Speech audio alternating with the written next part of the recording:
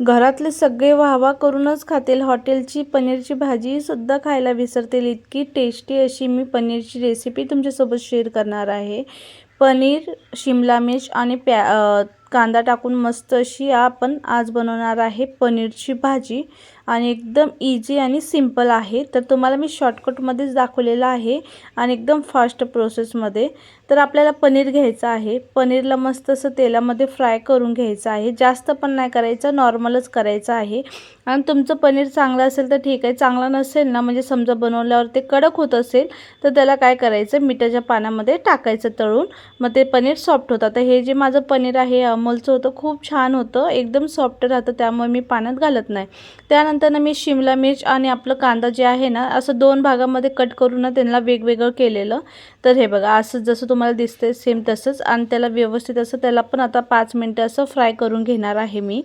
आणि तोपर्यंत आता ग्रेव्हीसाठी मी ना टमाटर, आपलं काजू आणि अद्रक लसूण हे दोघं पण मी वाटून घेणार आहे मिक्सरला।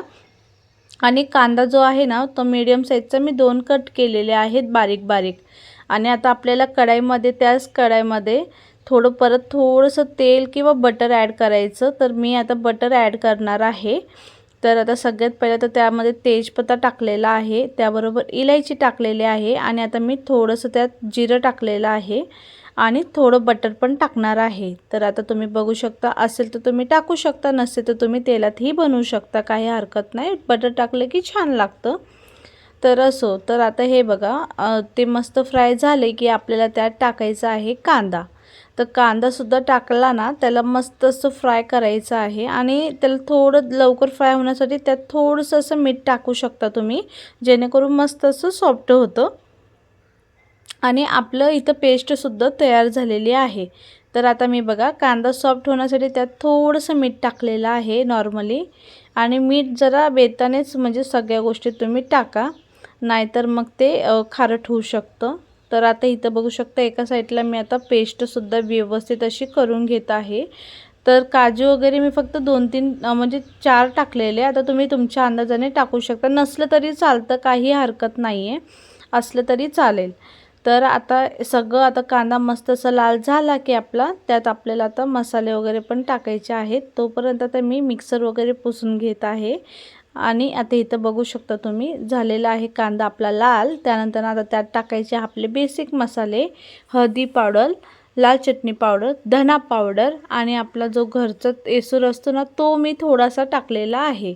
आपला जो काळा मसाला घरचा तयार केलेला असतो तो टाकलेला आहे मी। याच्यात पनीर मसाला वगैरे मी काय टाकत नसते, तरी पण खूप छान आणि खूप टेस्टी होतं। आपल्याला बाहेरून काय जास्त आणायची गरज नाही लागत, जेवढ्या गोष्टी आहेत त्यामध्येच मस्त होतं। तर आता मी ग्रेव्ही टाकलेली आहे जी मी बनवलेली होती, आणि ती टाकल्यानंतर ना त्यालाही व्यवस्थित असं मिक्स करून घ्यायचं आहे। तर आता तुम्ही बघू शकता, तर आता त्याला जोपर्यंत तेल सुटत नाही तोपर्यंत आपल्याला फ्राय करत राहायचं आहे कंटिन्यू। तर बघू शकता आता तेल सुटतंय त्याला। तर तेल सुटल्यानंतर ना त्यात मी फ्रेश आपली दही टाकणार आहे। आता ती दही मी अर्धी वाटीच घेतलेली आहे। तर ती जास्त आंबट पण नको असायला पाहिजे, थोडी क्रीमी टाईपच असायला पाहिजे। तर आता ते टाकलेलं आहे, किंवा तुम्ही क्रीमसुद्धा डायरेक्ट टाकू शकता, माझ्याकडे काय नव्हतं तर मी दही टाकलेले आहे, आणि खूप छान लागतं, दही फाटतसुद्धा नाही। फक्त दही टाकलं ना, आपल्याला गॅससुद्धा फास्ट ठेवून ना कंटिन्यू आपल्याला हलवत राहायचं आहे, जेणेकरून दही फाटत नसते। नाहीतर तुम्ही दही टाकून सोडलं की ते दही फाटू शकतं, त्यामुळे आपल्याला कंटिन्यू 5 मिनिटं तरी फिरवत राहायचं आहे। तर बघू शकता मस्त असं तेल सुटलेलं आहे, आणि मस्त असं आपली ग्रेव्ही फ्राय झालेली आहे। आणि ग्रेव्ही शिजल्यानंतर ना आता आपल्याला त्यात सगळं आपलं कांदा आणि आपलं पनीर, शिमला मिर्च हे सगळं टाकून ना व्यवस्थित असं मिक्स करायचं आहे। आणि वरून मी थोडंसं पुन्हा एकदा मीठ टाकलेलं आहे, कारण की आपण स्टार्टिंगला कांद्यात टाकलं होतं, त्यामुळे थोडंसंच टाकायचं आहे। तर आता हे सगळं असं मिक्स करून घेत आहे मी, आणि मिक्स करून झालं की आता त्याला झाकून ठेवायचं 1-5 मिनिटं। आणि किती मस्त झालं, तुम्ही असं पण डायरेक्ट खाऊ शकता, पण मी थोडंसं नॉर्मली आता गरम पाणी टाकणार आहे त्यात रश्श्यासाठी। तर आता इथं बघू शकता मस्त असं झालेलं आहे आपलं, आणि त्यात थोडीशी अशी कस्तुरी मेथी टाकणार आहे, असेल तर टाका, पण सगळ्यात भारी आहे की टाकायलाच पाहिजे कस्तुरी मेथी, छान लागते भाजी पनीरची। कोणतीही पनीरची भाजी असू दे, कस्तुरी मेथी टाकली की टेस्ट वाढतो। तर आता हे सगळं व्यवस्थित असं मी मिक्स करून घेणार आहे आणि त्यात मी गरम पाणी ओतते आहे।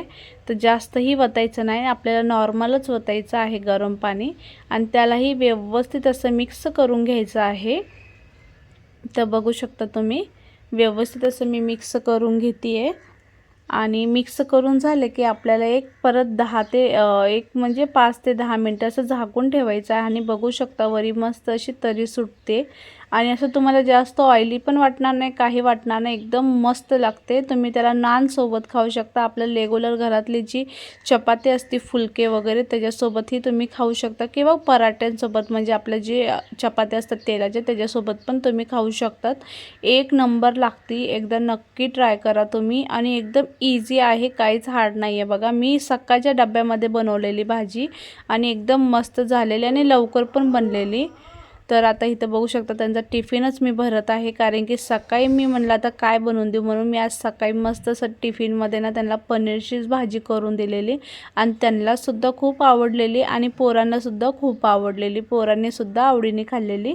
तर तुम्हीसुद्धा एकदा नक्की ट्राय करा आणि कशी झाली आणि कशी नाही तेही मला कमेंटमध्ये नक्की कळवा आणि कोणी चॅनलवर नवीन असाल तर चॅनलला सबस्क्राईब पण करून ठेवा आणि एक छानसा लाईक करा।